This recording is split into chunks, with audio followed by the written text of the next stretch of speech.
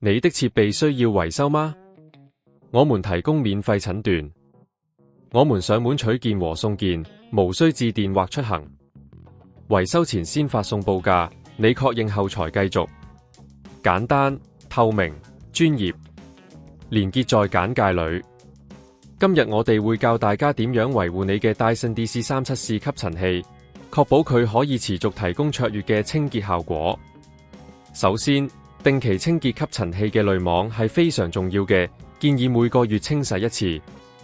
你可以將濾網用水沖洗，等佢完全乾透之後再裝返入去，這樣可以避免吸塵器吸力減弱。第二步，檢查吸塵器嘅插頭。有時候，毛髮或者其他雜物會纏繞在插頭上，影響清潔效果。你可以用一把剪刀小心地將纏住嘅雜物剪斷，然後用手將佢清理乾淨。記得要定期檢查插頭，確保佢運作正常。第三，檢查吸塵器嘅集塵筒，每次使用完後都應該將集塵筒清空。集塵筒太滿會影響吸力，所以建議每次使用完都要清理。如果你發現吸塵器仍然有問題，建議你可以利用我哋提供嘅免費診斷服務。我哋會派專業技術人員上門檢查，幫你找出問題所在。而且，如果需要維修，我哋提供上門取件送件服務，方便你無需親自帶返工作室。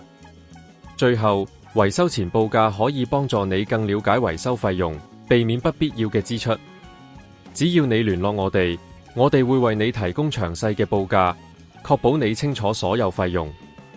總結來講，定期維護你嘅 Dyson DC37C 吸塵器，能夠確保佢持續運行良好，提升清潔效率。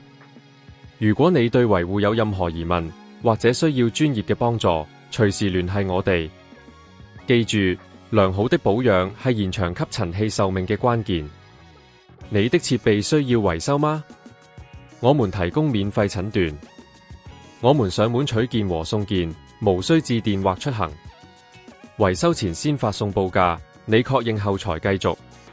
簡單、透明、專業，連結在簡介裏。